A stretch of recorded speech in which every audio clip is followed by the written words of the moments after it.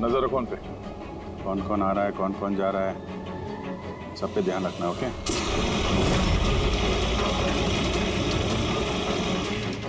Sir उनका balloon take off हो गया सर। हाँ,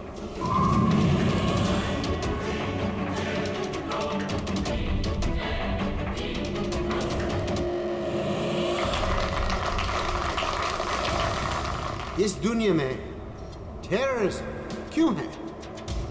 ये क्वेश्चन बहुत जरूरी है। और ये टेररिज्म तभी स्टॉप हो सकते हैं जब सभी देश भाई भाई की तरह साथ रहें। टेररिज्म को जड़ से उखाड़ फेंकना होगा हम सबको।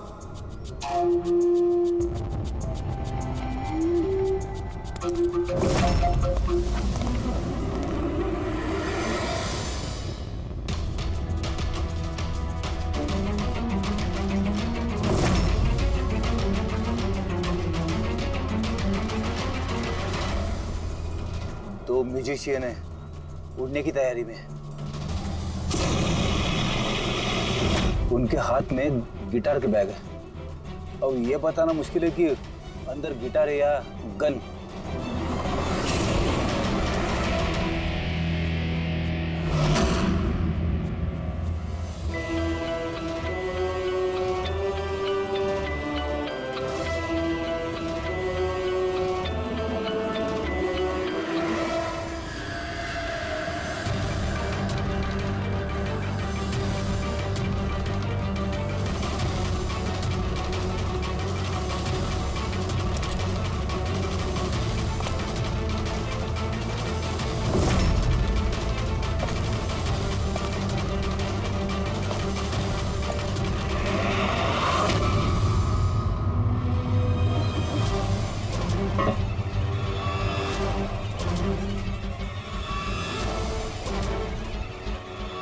सर और एक आदमी आया है, उसके पास एक बैकपैक और एक क्रच है। वेट करते हैं।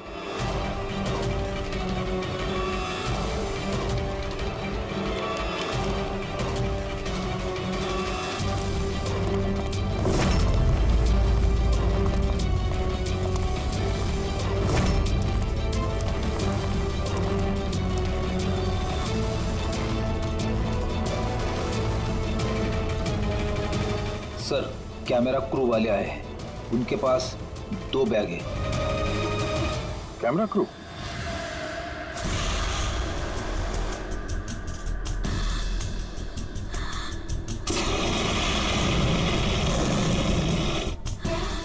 उन्हें नजरों से ओझल होने मत देना। नजर रखो उन पे।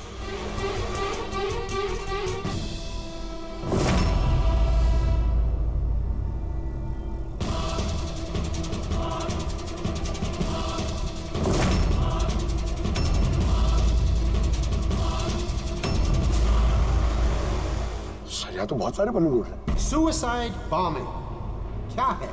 कोई खुशी खुशी हो अपनी जान देने को कैसे रेडी हो सकते हैं? जिंदगी अनमोल। Oh no, We need to respect ये सारे बलून? life.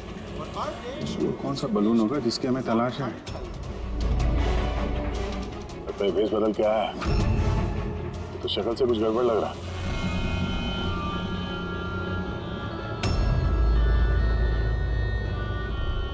क्या? वो गिटार वाले पे नजर रखो। अपनी गलतियों से सीखना चाहिए हमें, ताकि World War I और World War II जैसे ये तो गिटार है। चल क्या रहा है ये? ऊपर जाके ये लोग म्यूजिक बजाने वाले हैं क्या? बाकी तो सारे बलून्स निकल गए, एक रह गए। मतलब सर इस बलून में हमारा sharp shooter. Wait and watch. मतलब सर इस बलून में हमारा शार्प शूटर। ये अपनी जगह से हिल नहीं रहा है। Camera crew. सर ये कहाँ गायब हो गया?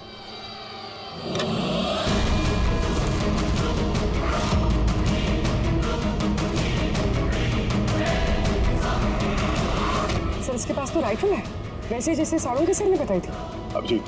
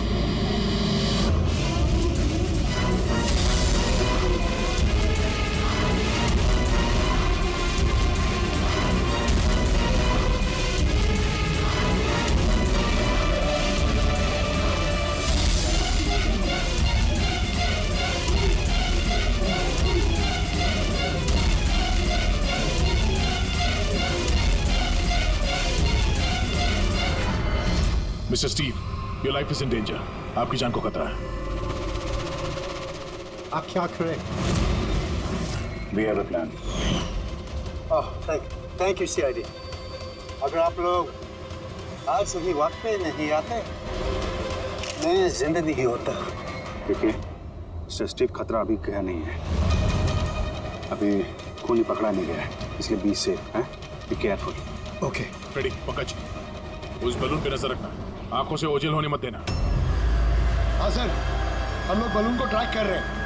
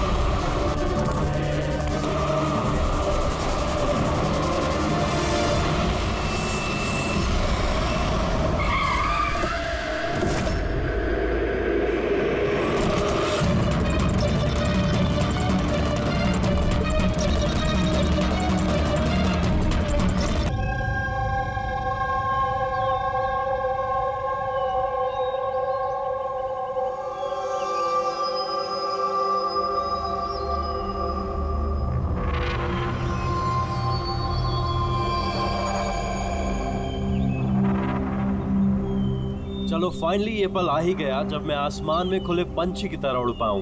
यस, और तुम्हारी ये उड़ान मैं अपने कैमरा में कैप्चर करूंगी। लेकिन मिस्टर आजाद पंछी, कहीं आसमान में इतनी दूर मत उड़ जाना कि आसमान में गुम ही हो जाओ।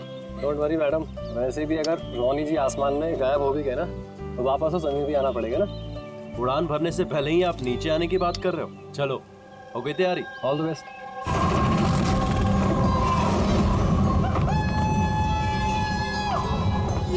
This is so much fun! Oh my God! Woohoo! Yes, come on, keep going, keep going! Alia, I love you! Ronnie, I love you too! वाह, लगता है काफी एक्सपीरियंस है इन उड़ान का। Of course, अमेरिका में उसने काफी एडवेंचर स्पोर्ट्स ट्राई किए हैं। पंजी jumping, paragliding and what not. बस इंडिया में कभी कुछ ट्राई नहीं किया था। और अब जब इंडिया में आए ही हैं हॉलिडे के लिए, तो क्यों ना कुछ ट्राई करें?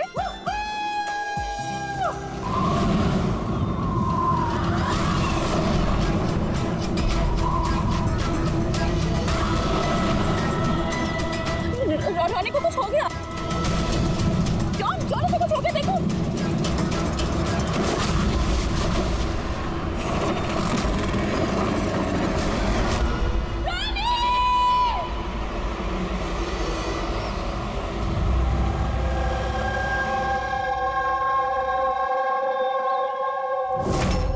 मैं और रोनी तो यहाँ हॉलिडे मनाने आए थे। मुझे क्या पता था कि ये रोनी का आखिरी दिन साबित होगा।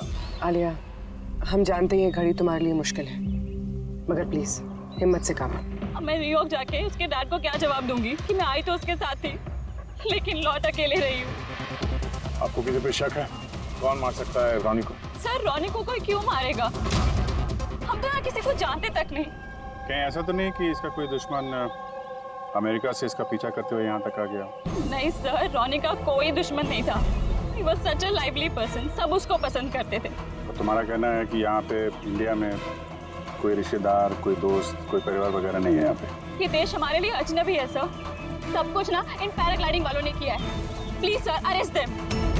आप हमें दोष मत दीजिए, रोजी रोटी है हमारी, हम क्यों मारेंगे किसी टूरिस्ट को? तो किसने मारा रोनी को फिर? सर, ये मुझे भी समझ में नहीं आ रहा है। 3000 फीट की ऊंचाई से गोली कैसे चली, किसने चलाई? तो रोनी 3000 फीट की ऊंचाई पे उड़ रहा था। हाँ सर, और मैंने खुद गियर चेक किया था, कोई भी खतरनाक चीज नहीं थी उसके अंदर। और उसके आसपास किसी को उड़ते हुए देखा आसपास? नहीं सर, कोई भी नहीं था। आसमान एकदम साफ था, रेडियस भी क्लियर था, और वो अपनी उड़ान एंजॉय भी कर रहे थे। पर सडन पता नहीं क्या हुआ, एकदम से धड़ाम से नीचे आकर गिर गए। ये जो घाव है ना, तो ऐसा लगता है कि काफी दूर से गोली चली है, क्या किसी राइफल से? हाँ, राइफल ही होगी, क्योंकि जिस हाइट पे ये उड़ान भर रहा था, वहां से तो कोई शार्प शूटर ही गोली चला सकता किसी राइफल से। जॉन,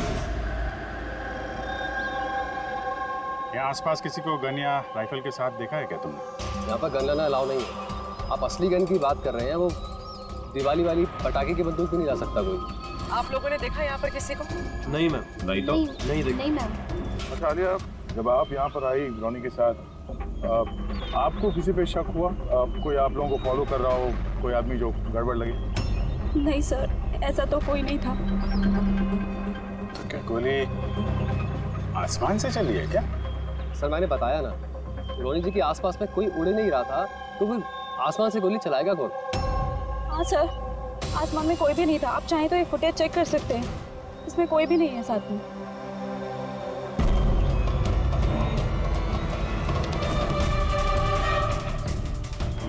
फुटेज में तो रोनी के आसपास दूर दूर तक कोई दिख नहीं रहा। सर जमीन से नीचे से ऊपर किसी ने गोली नहीं चलाई।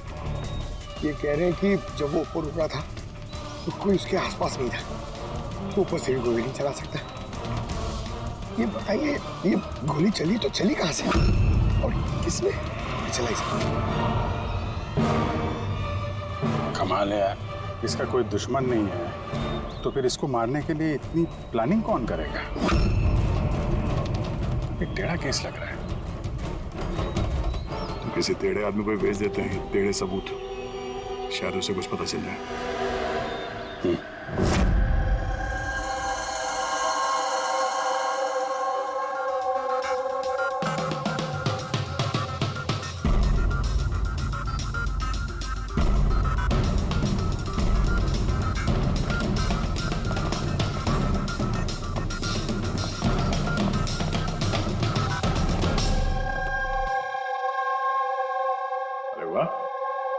आज आप दोनों जिस कदर काम में डूबे हुए हो, ऐसा लगता है कि बहुत सारे सुराग देके भेजने वाले हो हमें यहाँ से। बहुत सारे सुना। हाँ, और अगर एक भी नहीं मिला तो? सीधे सीधे बता ना, कोई सबूत मिला ही नहीं है, कोई सुराग ही नहीं मिला सिर्फ उस गोली के बारे में कुछ पता नहीं चला? इतना पता चला है कि भाई ऊपर से किसी यूएफओ ने गोली चलाई हो। यार सारों के क्या बच्चों जैसे यूएफओ की बातें करते हो। और ये क्या है, ये बता, हमें समझाने के लिए किया है क्या? हाँ बता। ये देखो बॉस, रोनी ग्राउंड से 3000 फीट की ऊंचाई पर उड़ान भर रहा था और गोली लगी है उसे इससे भी ऊपर से, लगभग 1000 फीट की ऊंचाई से, और ये गोली 60 डिग्री के एंगल से लगी है उसे। मुझे तो सोच सोच के चक्कर आ रहे हैं। आसमान में ऊपर से कौन गोली चला सकता है रोनी पे, और वो भी कैसे? अभी ठहर जा, और चक्कर आएगा। बॉस, ये गोली लगभग 3 किलोमीटर की दूरी से चली है ना, बड़ी अजीब बात है। गोली 3 किलोमीटर की दूरी से चलती है, 60 डिग्री में आती है, रोनी के गले में घुस जाती है टेढ़ी, मतलब राइफल भी इस्तेमाल की है, बड़ी पावरफुल।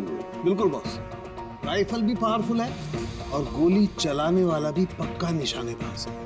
इतनी ऊंचाई पर हवा बहुत तेजी से बहती है और टेम्परेचर भी ऊपर नीचे होता रहता है, फिर भी उसका निशाना चूका नहीं, एकदम अचूक पॉइंट पे लगा। गोली चलाने वाला भी मंजा हुआ खिलाड़ी है सर, एक शार्प शूटर। बिल्कुल, और ऐसे शार्प शूटर आसानी से तो मिलते नहीं जो ऐसा कारनामा कर जाए। लेकिन सर हमने सारे वीडियोस देख डाले। जब रोनी आसमान में था तो उसके आसपास ना तो कोई चॉपर था ना पैराशूट, आसमान एकदम साफ था सर। वही तो समझ में नहीं आ रहा है कि ये किलर, ये गोली चलाने वाला था कहाँ पर, जबकि सारा आसमान साफ था, मैं बादलों में छुप कर बैठा था। और सर वो गोली से क्या पता चला? कुछ नहीं मिला पूर्वी। मैंने बैलिस्टिक डिपार्टमेंट का पूरा डेटाबेस चेक किया, ऐसी गोली का तो कोई रिकॉर्ड ही नहीं है। सर, ये गोली जरूर कस्टम मेड बनवाई गई है। हाँ, अपने हिसाब से बना ली गोली है, एक ऐसी गोली जो 3 किलोमीटर से चलती है और बिल्कुल निशाने पे लगती है। और सर, अगर ये गोली इतनी जबरदस्त है तो इसकी राइफल भी काफी स्पेशल होगी। हाँ, एक काम करते हैं, ये गोली फायर आर्म्स विंग और बैलिस्टिक डिपार्टमेंट में भेजते हैं, देखते क्या रिपोर्ट आती है। अब ये जो भी कोई है, इतने ऊपर चला गया खून करने के लिए,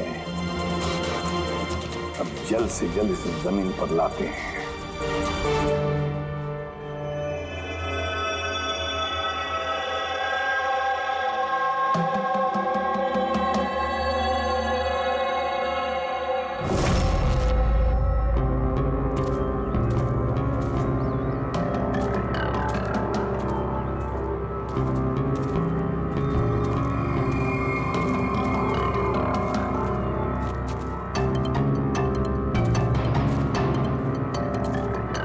पास में है, you can do it.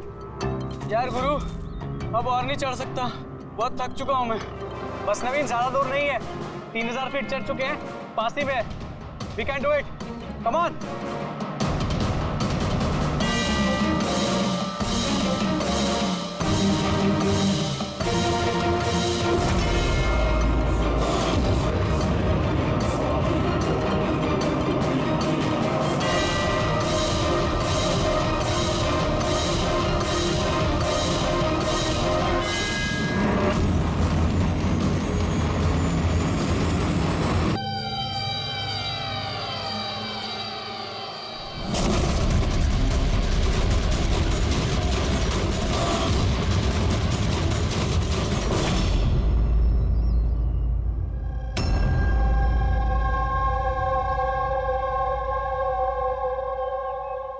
ऐसे लग रहा है जैसे रॉनी के मर्डर की फोटोकॉपी देख रहे हैं। 3000 फीट की ऊंचाई पे ठीक वैसे ही गोली मारी है सर के पीछे। इसको भी ऊपर से गोली। क्या आप लोग जब ट्रेकिंग कर रहे थे तो ये हितेन के पीछे भी कोई था क्या? नहीं सर, हितेन ही सबसे पीछे था सर। सर ये देखिए फुटेज। सर ये वही जगह जहाँ पे ये सब कुछ हुआ। कमाल है, पीछे तो सिर्फ खुला आसमान है, ऐसी कोई जगह दिख ही नहीं रही जहां से गोली चलाई जा सके। फिर इससे गोली कहां से लगी? दोनों केसेस में पता नहीं चल रहा है कि गोली चली कहां से है। सर एकदम सही कह रहे हैं, आसमान से कोई कौवा या कबूतर थोड़ी गोली चलाएगा। ये गोली चली तो चली कहां से? और ये दोनों गोलियां 24 घंटे के अंदर अंदर चली।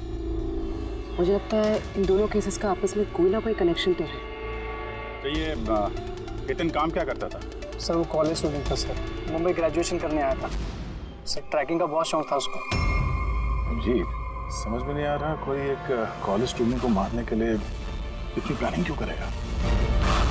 ये तो पहले रॉनी और अब ये हितेन।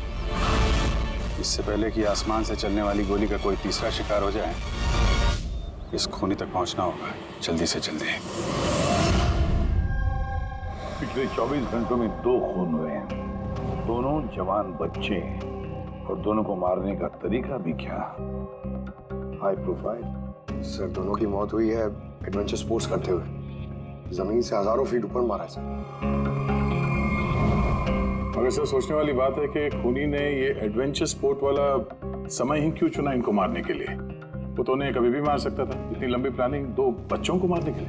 सिर्फ प्लानिंग ही लंबी नहीं दया, गन भी लंबी। ये ऐसी। ये कौन सी राइफल है सर? ये है TX-65, रशियन गन है बॉस, लॉन्ग रेंज। ऐसी गन से मारा गया हो।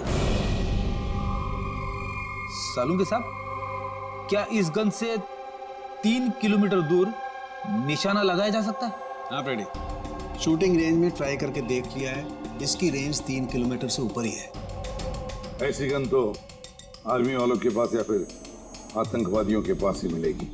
बिल्कुल बॉस, और इसीलिए मुझे लगता है कि ये सिर्फ मर्डर का मामला नहीं है, कोई बहुत बड़ा गुनाह होने वाला है, लार्ज स्केल पर। दया सर, काम करो, दिल्ली में जाओ इंडियन इंटेलिजेंस विंग में और पता लगाओ कि ये ऐसी गन किसके हाथ लगी थी और कैसे।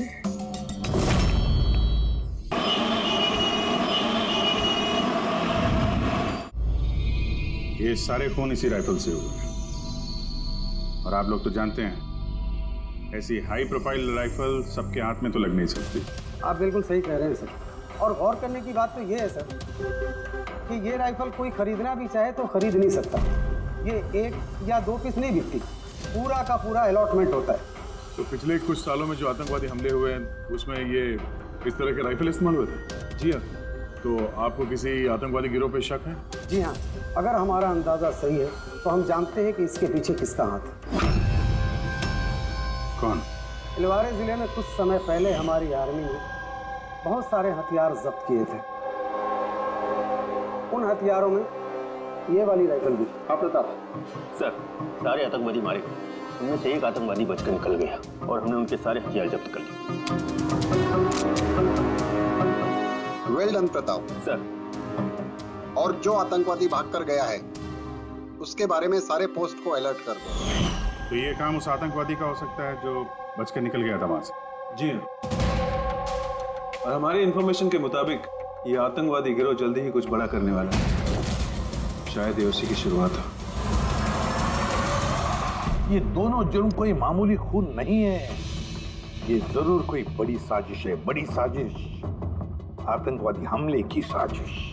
हाँ सर, और इस हमले को रोकने के लिए पहले इन आसमान से चलने वाली गोलियों का राज का पता लगाना पड़ेगा सर।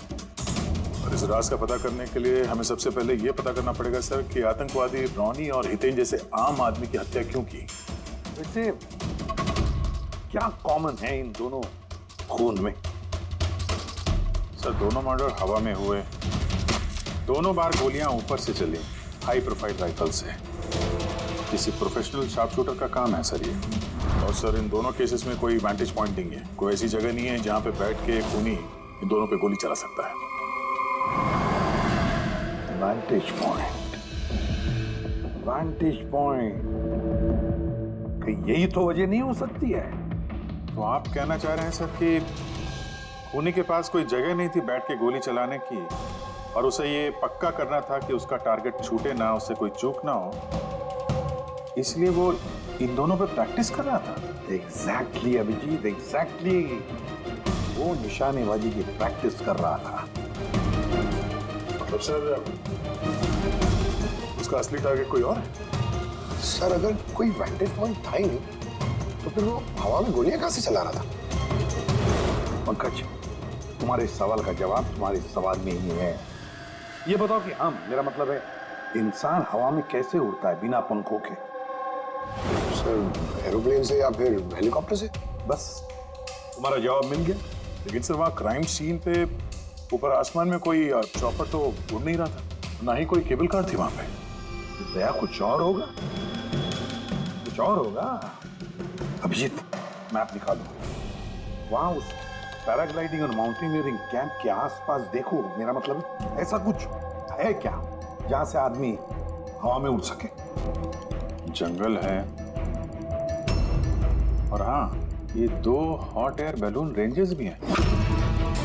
कर देखो जहां पर खून है उसके आसपास कितने रेडियस में है ये? सर ये दोनों 60 किलोमीटर के रेडियस में है। तो एक बात तो पक्की हो गई, खूनी वहां पर उस हॉट एयर बलून में बैठा था और वहीं से उसने गोली चलाई 3 किलोमीटर की दूरी पे। सर अगर किसी को हॉट एयर बलून की सवारी करनी है तो पहले से बुकिंग करनी पड़ती है, कोई ऐसी नहीं जा सकता। कोई बात नहीं, तो वहां उस हॉट एयर बलून रेंज के ऑफिस में जाकर पता लगा कि ऐसा कौन सा टूरिस्ट था जिसने उन 2 दिनों में दोनों हॉट एयर बलून में सवारी की थी। ये टोटल 12 लोगों की लिस्ट है जो उस दिन हॉट एयर बलून में बैठे थे। कुछ लोग अलग बैठे थे और कुछ लोग ग्रुप बना के बैठे थे। तुम्हें कुछ याद है कि इनमें से कितने लोगों के पास कोई सामान या कोई बैग्स थे, या फिर कोई बदमाश जैसा दिख रहा हो?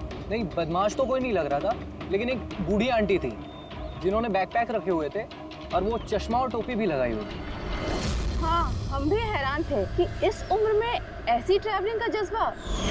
और जब फोटोज खींची जा रही थी तो वो शर्मा रही थी और अपना मुंह छुपा रही थी। ये बुढ़ी आंटी शार्प शूटर सुनने में थोड़ा अजीब नहीं लग रहा है?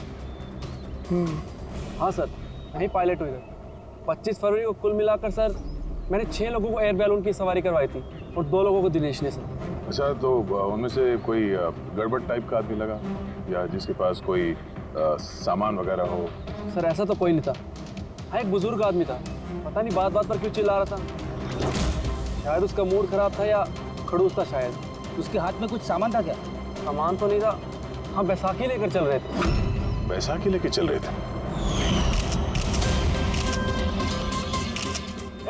तुम लोग की हिम्मत कैसे हुई मेरी तस्वीर लेने की बिना मुझसे पूछे? जरा भी तमीज है कि नहीं है? उड़ाओ उसे, उड़ाओ। अच्छा, फोटो खींचने पे नाराज हो गए? कितनी अजीब बात है ना सर, लोग हॉट एयर बलून पे रोज रोज तो बैठते नहीं है, तो वो खुद ही फोटो खिंचवाना चाहते हैं ताकि वो इस मेमोरी को हमेशा अपने पास रख सकें। और कोई खास बात याद है उनके बारे में? सब पता नहीं बतानी चाहिए या नहीं। नहीं नहीं बोलो, जो भी याद है खुल के बताओ। उन्हें चलता देख के लग नहीं रहा था कि उन्हें बैसाखी की जरूरत होगी, पर फिर भी उन्होंने बैसाखी पकड़ रखी थी। अच्छा,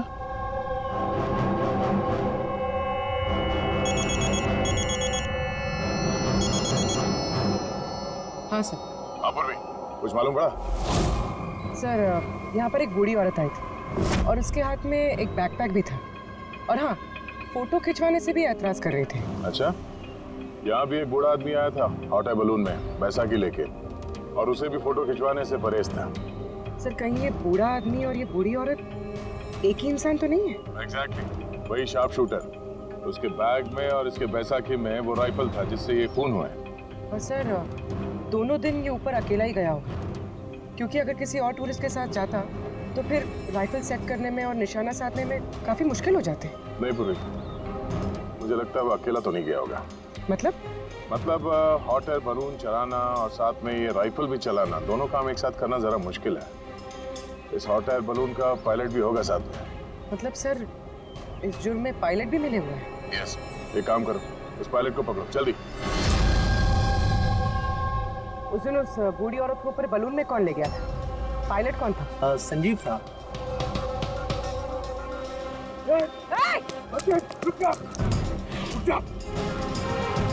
ना तुम मुझे मार पाओगे और ना ही उसे।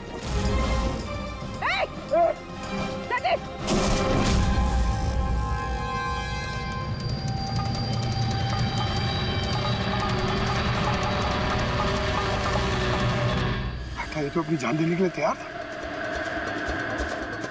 ये कोई छोटे मोटे मर्डर्स नहीं है पंकज, कोई बहुत बड़ा मिशन है जिसे अगर जल्द से जल्द नहीं रोका गया तो कुछ बहुत बुरा हो सकता है। अच्छा गीता, 24 फरवरी को जो आदमी ग्रुप में नहीं जाना चाहता था, अकेले जाना चाहता था, उसका पायलट कौन था? कौन लेकर? सोलो ट्रैवलर को तो दिनेश लेकर गया था। कमाल है दिनेश, इतनी देर से चुप बैठे हो, कुछ बोल ही नहीं रहे हो। तुम लोग मुझे पकड़ नहीं पाओगे।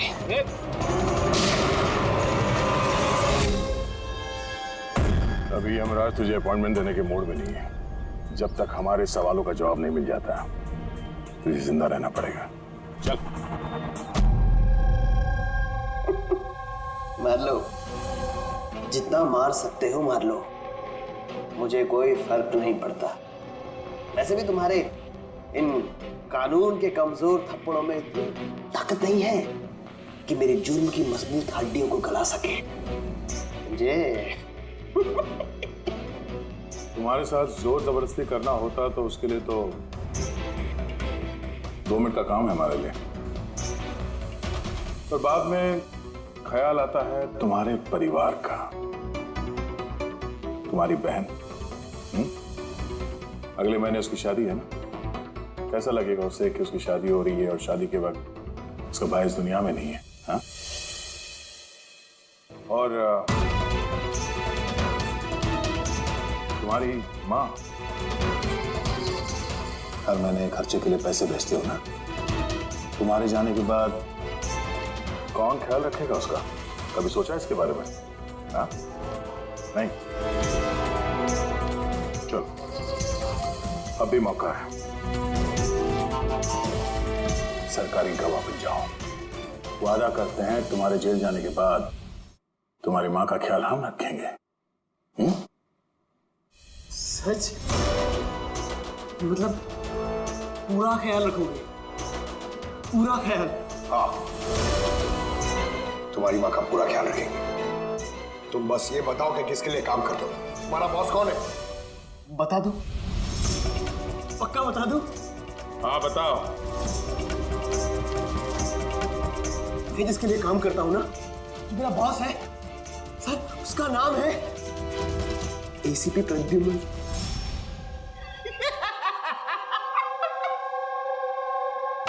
एसीपी प्रद्युम्न, जाओ पकड़ लो और गिरफ्तार कर लो उसे। कहा था ना, मैं कुछ नहीं बताने वाला, जो कर सकते हो कर लो। CID CID. ओह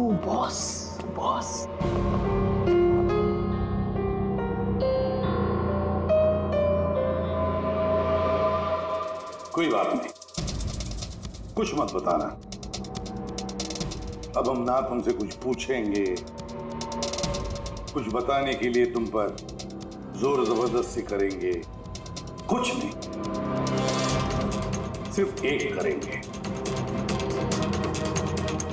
हम तुम्हें सोने नहीं देंगे। सोने नहीं देंगे? वैसे भी मैं अगर जागता रहा तो मैं कुछ बताने नहीं वाला हूं आप लोगों को। कोई जरूरत नहीं, कुछ मत बताओ, पर सोने नहीं देंगे तुम्हें। ओके।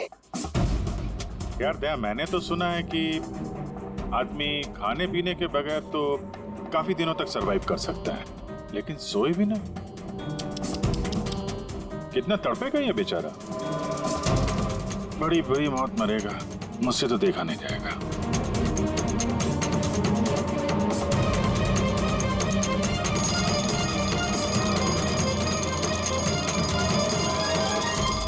समय काटने के लिए आसानी होगी, हाँ? अपनी जिंदगी के आखिरी पल अपनी आंखों के आगे गुजरते हुए देखो, ठीक है? Thank you. सोने मत देना इसको।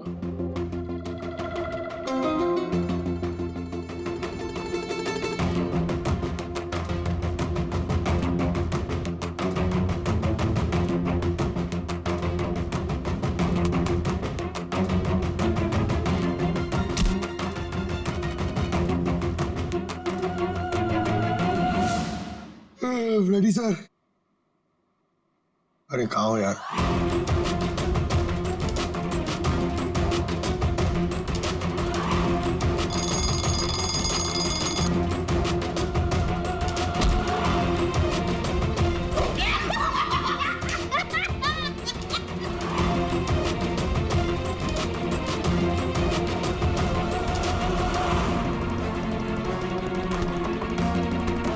जब तक मुंह नहीं खोलेगा सोने का नहीं, समझे?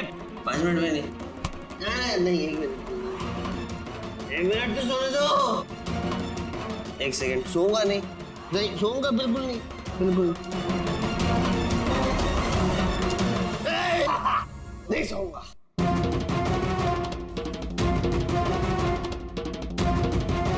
बस अब टूटने वाला ही है।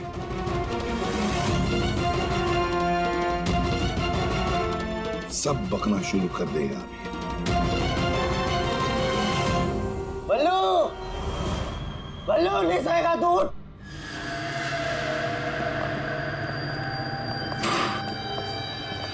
क्या सोना चाहता है?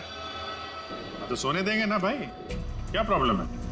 चलो हम सोने देंगे तुम्हें, खाली ये बताओ कि तुम्हारे गिरोह का प्लान क्या है? हाँ बता दो। मेरा नाम दिनेश नहीं है, मेरा नाम मेरा नाम बल्लू है, दिनेश नहीं है मेरा नाम। और मुझे स्पेशली इसी मिशन के लिए तैयार किया गया था। और जो मर्डर हुए थे ना, वो प्रैक्टिस थी। हमारा असली मिशन है उसको मारना। और स्टीव, क्या नाम है उसका? Steve Mulder. स्टीव मल्डर, वो इंटरनेशनल पीस मीडिएटर, शांति दूत जो हमारे देश आया है, दुश्मन देशों के बीचों शांति का करार करवाता है, आतंकवाद बंद करने के लिए। इसी भी हम नहीं चाहते कि आतंकवाद कभी रुके। और स्टीव मल्डर तो मरेगा, तुम लोग कुछ नहीं कर सकते। और तो कर भी लोगे ना, उसको बचा भी लिया ना, और स्टीव मल्डर को खत्म कर देंगे हम। हमारा जो शार्प शूटर है ना, एकदम रेडी। कहाँ मारने वाले और कब? बोल। वो जब कॉन्फ्रेंस में भाषण दे रहा होगा ना, वो सबसे सही वही सबसे सही समय। वही सबसे सही समय होगा, क्योंकि उस समय उसके आसपास सिक्योरिटी वाले नहीं होंगे। और जो कॉन्फ्रेंस है ना, ये बिल्डिंग की छत पे है, तो हॉट एयर बैलून पे हमारा शार्प शूटर जाएगा, वही गोली मारेगा। कॉन्फ्रेंस 1 घंटे में चालू होने वाला है, अभी जल्द से जल्द पहुंचना होगा। अरे तुम लोग कितनी कोशिश कर लो, नहीं बचा पाओगे उसे। और हाँ, अगर तुम लोगों ने बचा भी दिया ना, तो हम दोबारा प्लान बनाएंगे, दोबारा मार देंगे। कौन मारेगा? कैसा दिखता है वो? अरे मैंने इसकी शक्ल नहीं देखी अभी तक, जब भी आता है भेज बदल के आता है। तुम लोग क्या उसमें पकड़ोगे? हॉस्पिटल ले जाओ जल्दी। सर, क्या हम हॉट एयर बलून रुकवा नहीं सकते जब तक कि ये कॉन्फ्रेंस पूरी न हो जाए? नहीं फ्रेडी, ये हॉट एयर बलून हम नहीं रुकवाएंगे। अगर आज रोक दिए तो कल दूसरा प्लान करेंगे। आज का प्लान हमें पता है, हम आज ही भिड़ेंगे इनसे।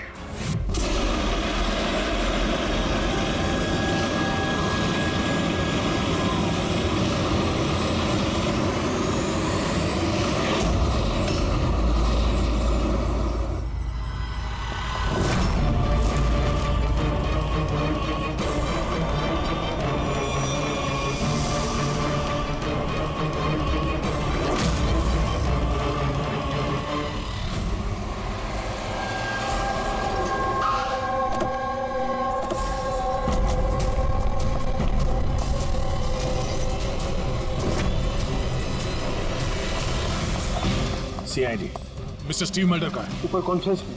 हमें ले चलो उनके पास, जल्दी हरी।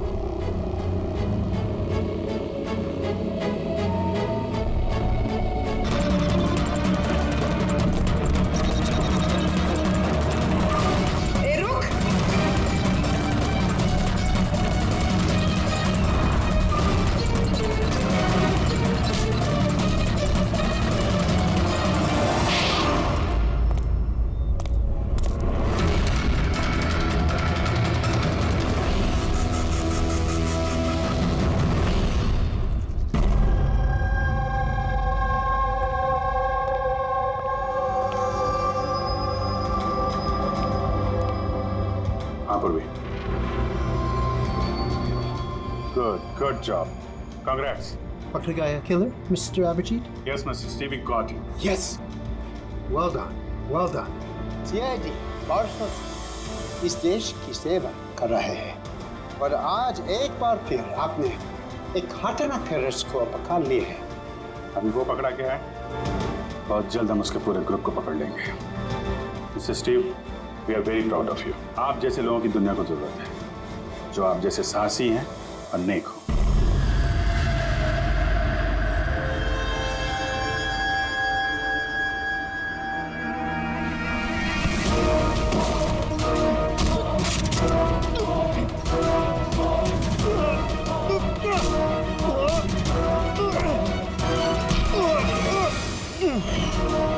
तो तुमने भेस बदलकर हमी और हितेन का खून किया था। तो मिस्टर शार्प शूटर, अब जेल की उड़ान भरना फांसी पे छोड़ते हमें समझा। तुम्हें क्या लगता है तुमने मुझे पकड़ लिया तो स्टीव जिंदा बच जाएगा? कभी नहीं। हमारी तादाद इतनी ज्यादा है कि तुम्हारा कानून हमें ढूंढते ढूंढते थक जाएगा, लेकिन हम खत्म नहीं होंगे। खत्म होगा तो तुम्हारा ये देश। एक खटमल हमारे देश पे बुरी नजर डालने वाले आए और चले गए। जानता है हमारे देश को आजाद हुए कितने साल हो गए? 70 साल। और पिछले 70 सालों में हमारे देश के वीरों ने न जाने कितने आतंकवादियों का खात्मा किया है। आज तेरी बारी है, कल तेरे साथियों की बारी होगी। हमारा देश रहेगा और खुशहाल रहेगा। और अगर इस देश से किसी चीज का खात्मा होगा, वो है आतंकवाद। समझा? आतंकवाद।